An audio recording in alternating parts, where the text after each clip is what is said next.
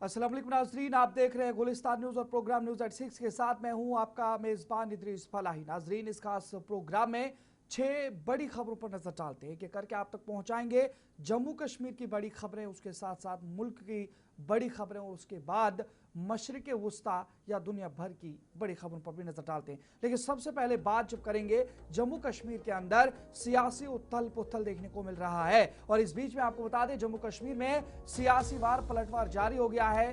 तनवीर सादिक की जानिब से जो बयान दिया गया था पीडीपी पर राज्यसभा इंतखाबात में वोट या क्रॉस वोटिंग के हवाले से, उसके बाद अब जो पीडीपी सदर महबूबा मुफ्ती है उनकी जानिब से नेशनल कॉन्फ्रेंस पर भी बड़े इल्जाम आयद किए गए हैं। आपको बता दें जहां पर नेशनल कॉन्फ्रेंस मुसलमानों के मसाइल पर खामोश है, यह महबूबा मुफ्ती की जानिब से कहा गया है। कुरान पाक की सियासी मफाद के लिए बेहुरमती न की जाए, यह भी महबूबा मुफ्ती की जानिब से आज कहा गया है। जम्मू कश्मीर में राज्यसभा इंतखाबात के दौरान क्रॉस वोटिंग पर सियासी तनाज़ा शिद्दत इख्तियार कर गया है, जहां पीपल्स डेमोक्रेटिक पार्टी ने बरसर इख्तिदार नेशनल कॉन्फ्रेंस के खिलाफ सख्त जवाबी हमला किया है। जम्मू कश्मीर की साबिक वज़ीर आला और पीडीपी सदर महबूबा मुफ्ती ने नेशनल कॉन्फ्रेंस पर शदीद तनकीद करते हुए इल्जाम आयद किया है कि वो सियासी रकाबत में कुरान पाक को शामिल कर रही है और खित्ते के मुसलमानों से जुड़े अहम मसाइल पर खामोश है। उन्होंने कहा कि नेशनल कॉन्फ्रेंस अगर सियासी मुकाबला करना चाहती है तो करे, लेकिन कुरान पाक की अजमत को सियासत में न घसीटे। महबूबा मुफ्ती के मुताबिक अगर नेशनल कॉन्फ्रेंस कुरान का पैगाम समझती तो वो वक्फ बिल की मंजूरी, सिराजुल उलूम स्कूल की बंदिश, मसाजिद की कमेटियों, मौलवियों और इमामों की निगरानी और उर्दू जुबान के मुबैना जवाल पर आवाज उठाती। उन्होंने मजीद कहा कि सरकारी महकमों में बगैर इश्तिहार के तकर्रियां की जा रही हैं और हजारों नौकरियां बैंकों के जरिए आउटसोर्स की जा रही है।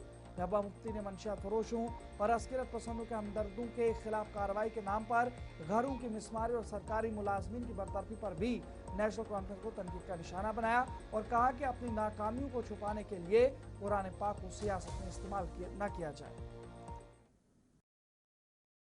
मुझे तो बहुत अफसोस है कि नेशनल कॉन्फ्रेंस इस हद तक गिर गई है। उन्होंने कुरान शरीफ को भी इसमें इन्वॉल्व किया है। मतलब कुरान शरीफ की अजमत को वो लोग समझते नहीं हैं। अगर उनको सियासी तौर हमसे जंग करनी है, लड़ना है, तो कुरान शरीफ का पहली दीन से तो वो नावाकिफ हैं। अगर होते तो वक्फ बिल जो पास हुआ उस वक्त वो जबान खोलते, जो इस वक्त सिराजुल उलूम स्कूल बंद हो गया उस वक्त जबान खोलते, जो हर तरफ से मस्जिद कमेटीज पे, जो मौलवीज पे, जो इमामों पे जिस तरह से नजर रखी जाए, सर्विलेंस किया जा रहा है, तो उस पर बात करते। उर्दू जबान को जिस तरह खत्म किया जाता है और उमर साहब की डिपार्टमेंट से ऑर्डर निकला है, किस तरह बैकडोर एंट्रीज इस वक्त नौकरियां दी जा रही हैं, जो ठेके पे आउटसोर्स की जाती हैं नौकरियां, आपको पता भी नहीं होगा, कोई एडवर्टीजमेंट नहीं होता है, वो भी हजारों की तादाद में। तो अपनी नाकामियों से अगर इन्होंने तवज्जो हटाना तो उसके लिए खुदा के लिए कुरान शरीफ को इसमें इन्वॉल्व मत कर लीजिए, कुछ तो पास कर लीजिए कुरान शरीफ की अजमत का।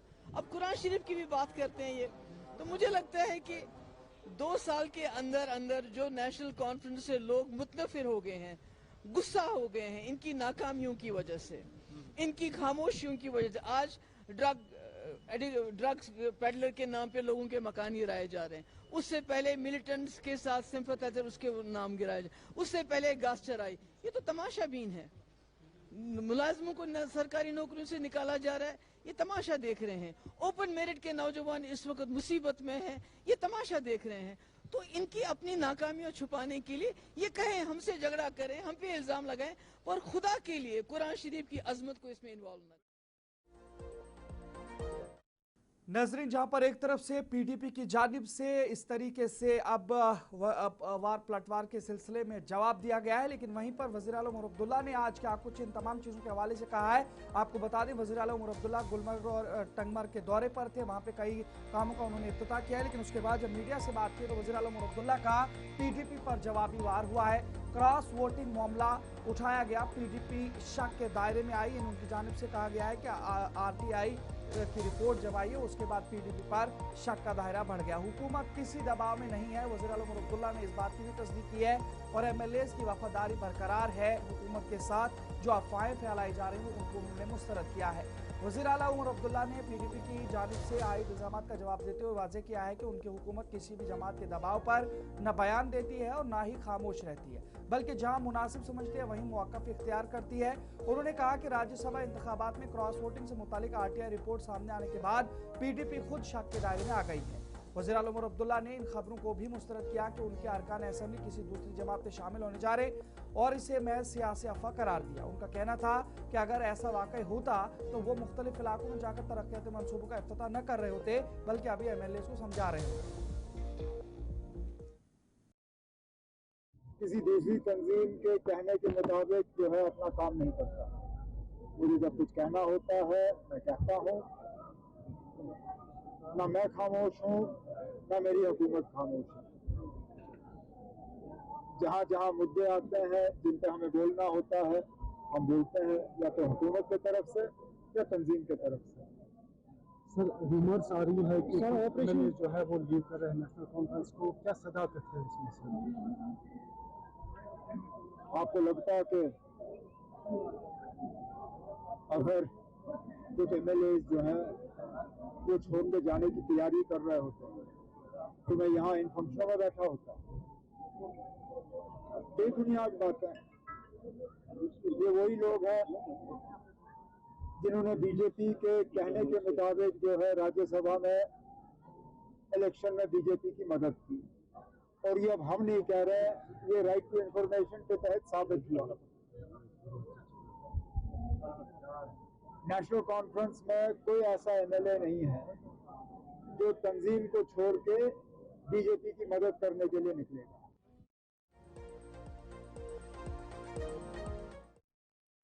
इधर जम्मू कश्मीर पीपल्स कॉन्फ्रेंस के तर्जुमान शेख इमरान ने मौजूदा सियासी सूरत हाल पर सख्त रद्द-ए-अमल देते हुए पीडीपी और नेशनल कॉन्फ्रेंस दोनों को शदीद तनकीद का निशाना बनाया है।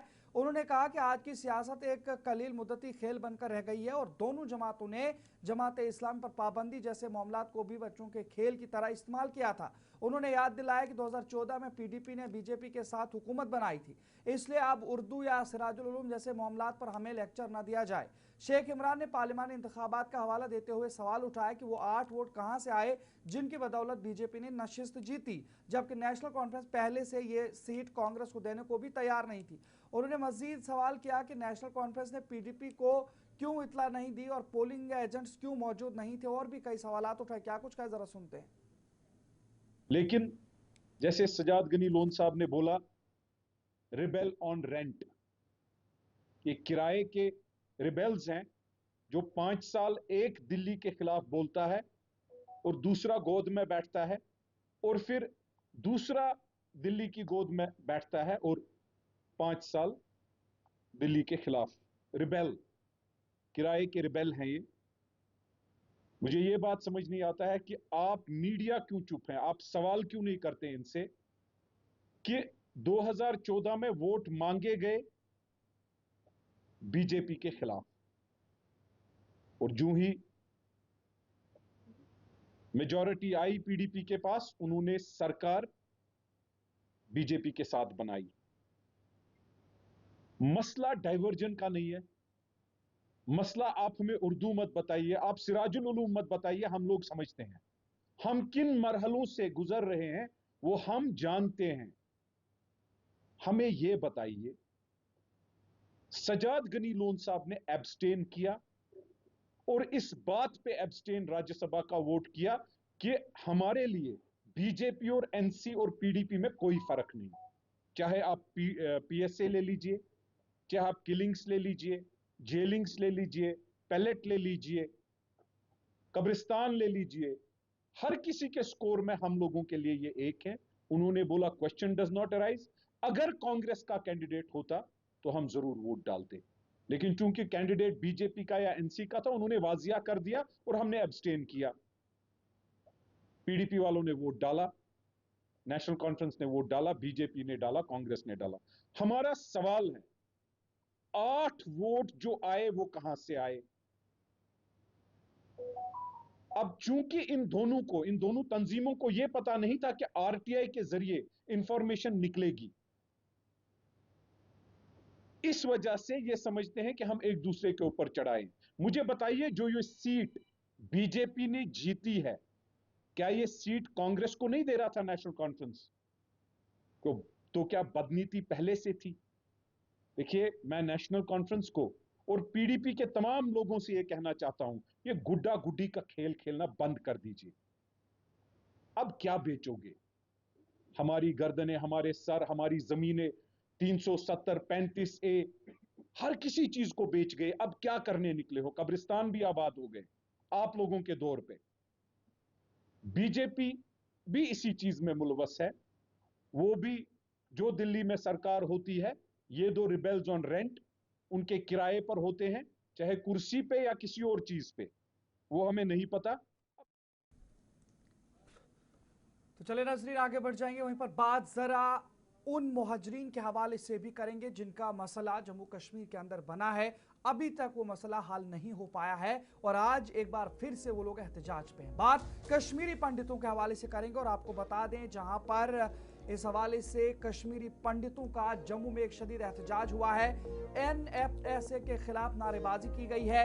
राशन निज़ाम में तब्दीली पर कश्मीरी पंडित भरम हुए हैं और 50,000 खानदान NFSA के ऐसे में शामिल करने का मंसूबा तैयार किया जा रहा है। इस हवाले से बताया जा रहा है जम्मू में बेघर कश्मीरी पंडितों ने जम्मू कश्मीर इंतजामिया के उस फैसले के खिलाफ जबरदस्त एहतजाज किया जिसके तहत उनके रिलीफ राशन को national food security act NFSA में जम किया जा रहा है। मुजाहिरीन ने इस इकदाम को अपनी शनाख्त कमजोर करने की साजिश करार देते हुए खबरदार किया कि अगर फैसला वापस न लिया गया तो एहतजाज में शिद्दत लाई जाएगी। इस हवाले से आपको बता दें, जहां पर रिलीफ कमिश्नर दफ्तर की जानिब मार्च की कोशिश के दौरान पुलिस ने उन्हें रोक दिया, जिससे मामूली झड़पें भी हुई हैं और बाद में मुजाहिरीन ने धरना देकर हुकूमत मुखालिफ नारे लगाए। इतलात के मुताबिक 2026 के आगाज से अब तक हजारों माइग्रेंट राशन कार्ड्स को NFSA में शामिल किया जा चुका है, जबकि 50,000 से ज्यादा खानदानों को इसमें लाने का मंसूबा है। एहतजाज में United Alliance of Kashmiri Displaced Community, Panun Kashmir और मुख्तलिफ कैंपों के रिहायशों समेत कई तंजीमें शरीक हुई हैं। कम्युनिटी रहनुमाओं ने NFSA को काला कानून और जाल करार देते हुए कहा कि इससे उनकी बतौर बेघर और नस्ल कुशी के मुतासरीन की शनाख्त मुतासर होगी, जबकि उन्होंने मरदमशुमारी में अलग शनाख्त तस्लीम करने, मुस्तकिल बाज़ाबादकारी और मौजूदा रिलीफ निज़ाम बरकरार रखने का मुतालबा भी किया है। साथ ही खबरदार किया कि मुतालबात पूरे न होने की सूरत में बड़े पैमाने पर तहरीक चलाई जा सकती है। उनकी जानिब से क्या कुछ मजीद कहा गया वो भी जरा सुनते हैं। जो काला धब्बा है जम्मू कश्मीर गवर्नमेंट के ऊपर, उसको नक्शा के तहत मिटाने की कोशिश है। कश्मीरी पंडितों की माइग्रेशन खत्म करने की बात है। हम कभी हिंदुस्तान के कानून को रिफ्यूज नहीं कर रहे हैं, हम सिर्फ इतना बोल रहे हैं कि हमें अपना घर वापस दो, हम नक्शा भरेंगे। हमारा हक है, हमारा फंडामेंटल राइट है। ये एड्रेस लेफ्ट कम्युनिटी हो, जिस कम्युनिटी का कोई फिजिकल एड्रेस ही नहीं है, उसको आप नक्शा का कानून कैसे लागू कर सकते हो? ये खाली राशन और रिलीफ की बात नहीं है, ये कश्मीरी पंडित की अस्तित्व की बात है, ये कश्मीरी पंडित की आइडेंटिटी की बात है। देखिए, परेशानी ये है, ये काला कानून जो है हमारे लिए जो है खतरे की घंटी है। जो बार बार जो हम कहते हैं कि ये काला कानून हमें मंजूर नहीं है तब तक जब तक आप हमें परमानेंट रिहैबिलिटेशन दोगे, क्योंकि ये नक्शा उसके लिए है। ये कहते हैं हमें आप इंटीग्रेट हो जाए नेशनल राशन कार्ड के अंदर, जो एक आइडेंटिटी है, जो हमारी आइडेंटिटी है। नक्शा हटाना चाहिए क्योंकि हमारे बहुत सारे प्रॉब्लम्स है, बहुत मुश्किलात है हमें माइग्रेंट की। काला कानून जो इसको वापस नक्शा को वापस लेना चाहिए पूरी तौर, अदरवाइज हम सब लोग अरेस्ट होने जाने के लिए तैयार हैं। हम किसी भी हद तक जाने के लिए तैयार है अगर ये कानून वापस नहीं मिलेगी। क्या राशन नहीं मिल रहा है? कभी नहीं मिलेगा, ये ऐसे ही ढोंग लग जाते हैं। नक्शा वापस लो फिर तब बात बनेगी। तो 40 साल से मुसीबत में है। क्या परेशानी, इस प्रक्रिया में क्या परेशानी आ रही है? क्या परेशानी? देखिए, परेशानी ये है, ये काला कानून जो है हमारे लिए जो है खतरे की घंटी है। जो बार बार जो हम कहते हैं कि ये काला कानून हमें मंजूर नहीं है तब तक जब तक आप हमें परमानेंट रिहैबिलिटेशन दोगे, क्योंकि ये नक्शा उसके लिए है। ये कहते हैं हमें आप इंटीग्रेट हो जाए नेशनल राशन। चलिए नाज़रीन, आगे बढ़ जाएंगे। बात जरा मगरबी बंगाल के हवाले से भी करेंगे। इंतखाबात मुकम्मल हो चुके हैं। भारतीय जनता पार्टी वहां पे तारीख रकम कर चुकी है और बंगाल के अंदर अब बाकायदा तौर पर बीजेपी अपनी हुकूमत कायम करने जा रही है। और इस बीच में बड़ी खबर यह आ रही है कि दाखिला वजीर अमित शाह का मगरिबी बंगाल आज अब दौरा होने जा रहा है। हुकूमत साजी पर अहम मशावरत होने जा रही है और बीजेपी हुकूमत की हल्फ बर्दारी 9 मई को तय हो चुकी है। कोलकाता में बीजेपी रहनुमाओं का अहम इजलास भी इस हवाले से मुतवक्का है। लेकिन इस बीच में आपको बता दें, जहां पर मरकजी वजीर दाखिला अमित शाह आज शाम मगरबी बंगाल के अहम दौरे पर पहुंचेंगे, जो हालिया असेंबली इंतखाबात के नताइज के बाद एक बड़ी सियासी पेशरफ करार दी जा रही है। जराये के मुताबिक वो इससे कबल बिहार में काबीना की तौसीक की हलफ बर्दारी तकरीब में शिरकत किए थे और इसके फौरन बाद कोलकाता पहुंचकर भारतीय जनता पार्टी के सीनियर रहनुमाओं के साथ अहम इजलास करेंगे, जिसमें रियासत में हुकूमत साजी, काबीना की तश्कील और हलफ बर्दारी तकरीब से मुतालिक उमूर पर गौर किया जाएगा। पार्टी के मुताबिक 8 मई को होने वाले लेजिस्लेटिव पार्टी इजलास से कबल ये मुलाकात निहायत अहम है, जहां क़यादत और वजारतों के फैसले हतमी शक्ल दिए जाएंगे। इधर बीजेपी के रियासती सदर सामुक भट्टाचार्य ने ऐलान किया है कि नई हुकूमत की हलफ बर्दारी 9 मई को कोलकाता के ब्रिगेड परेड ग्राउंड में सुबह 10 बजे होगी, जबकि बीजेपी ने हालिया इंतखाबात में भारी अक्सरियत हासिल करके तृणमूल कांग्रेस या टीएमसी की 15 साल हुक्मरानी का खात्मा कर दिया है। और इस हवाले से आपको बता दें, जहां पर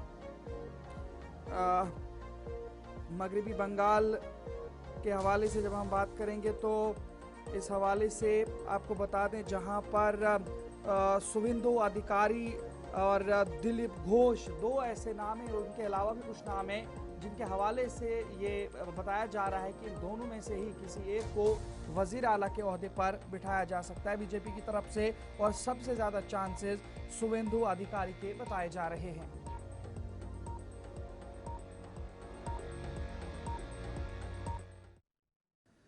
नज़र आगे बढ़ जाएंगे तो बात जरा मगरबी बंगाल की इस हवाले से भी करेंगे कि कुछ जगह हैं जिनके नाम तब्दील किए जा रहे हैं और तब्दील कर भी चुके हैं कुछ जगहों के नाम। मगरबी बंगाल में नाम तब्दीली की कार्रवाई शुरू हो गई है। सिराज उद्यान का नाम बदलकर शिवाजी उद्यान रख दिया गया है।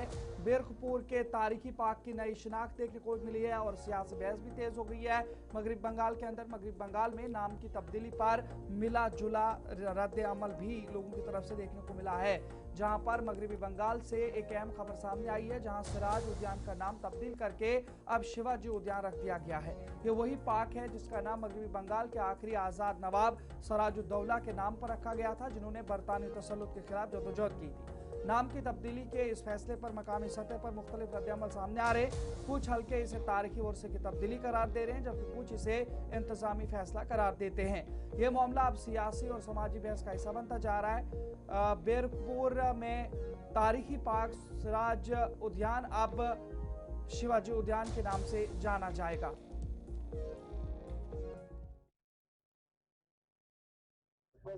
गलत हुआ।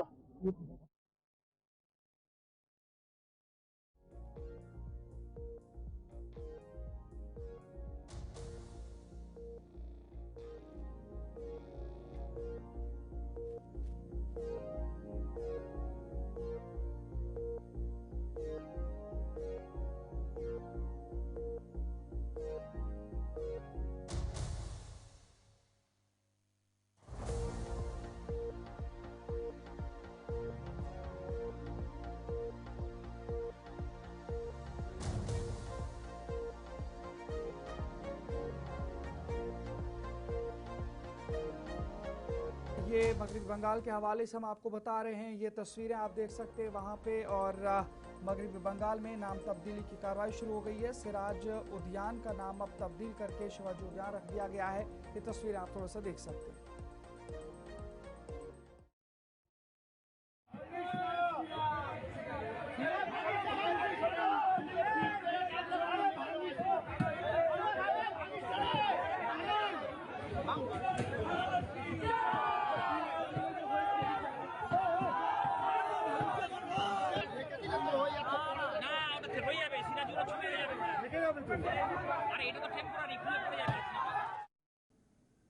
इधर वज़ीर आला उमर अब्दुल्ला ने बंगाल इंतखाबात की शफाफियत पर सवाल उठाते हुए कहा कि बीजेपी ने जिस तरह चाहा इक़्तिदार हासिल किया। क्या कुछ मजीद कहा है, जरा सुनते हैं।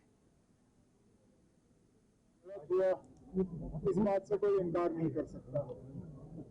इतने सारे वोटर वोटर लिस्ट से निकाले गए और अदालत की तरफ से ये कहना कि हम अब इसमें सुनवाई इलेक्शन के बाद करेंगे। अब सुनवाई का क्या फायदा, इलेक्शन तो हो गया और उन लोगों को वोट डालने का मौका नहीं मिला। चलिए, अगर बीजेपी को यही करना था जीतने के लिए, अब ठीक है, इसका बाकी मुल्क का क्या नतीजा होगा वो उसके लिए हमें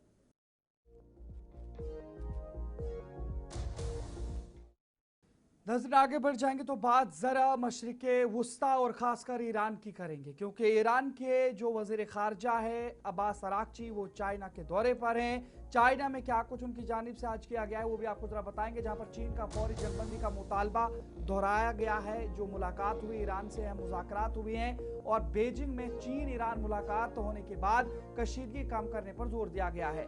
वांग यी जो कि चीन के खारजा वजीर हैं वो और अब्बास अराक्ची ईरान के वजीर की मुलाकात हुई है। सफारतकारी तेज हुए। आबनाए हरमुज़ में महफूज रास्तों की हिमायत चीन का मौक़िफ़ बरकरार है इस मामले पर, यानी कि आबनाए हरमुज़ को किसी भी तरीके से खोला जाए। चीन ने ईरान के साथ बीजिंग में होने वाली अहम मुलाकात के बाद खित्ते में बढ़ती हुई कशीदगी के पेश नज़र फौरी जंगबंदी और मुसलसल सफारती मुज़ाकरात पर जोर दिया है। चीनी वजीर खारजा वांग यी ने ईरानी हम मनसब अब्बास अराक्ची से मुलाकात के बाद कहा कि जंग का मुकम्मल खात्मा नहायत ज़रूरी है, जबकि मुज़ाकरात का तसलसल इंतहाई अहमियत रखता है। चीन ने खुद को ईरान का काबिल एतमाद स्ट्रेटेजिक शराकतदार करार देते हुए आबनाए हरमुज़ में महफूज बहरी गुजरगाह को यकीनी बनाने की भी हिमायत की है। इधर अब्बास अराक्ची ने चीन को करीबी दोस्त करार देते हुए कहा कि ईरान अपने जायज़ मफादात का हर सूरत तहफ़्फ़ुज़ करेगा और सिर्फ मुनसिफाना और जामे मुआहिदा ही कबूल करेगा। ये पेशरफ्त एक अहम मौके पर सामने आई है जब जल्द ही अमरीकी सदर डोनाल्ड ट्रंप और चीनी सदर शी जिनपिंग के दरमियान मुलाकात मुतवक्का है, जिसमें खित्ते की सूरत हाल अहम एजेंडा होगी। जबकि माहिरीन के मुताबिक खलीजी कशीदगी के तनाजुर में चीन का सफारती किरदार मजीद अहमियत इख्तियार कर रहा है।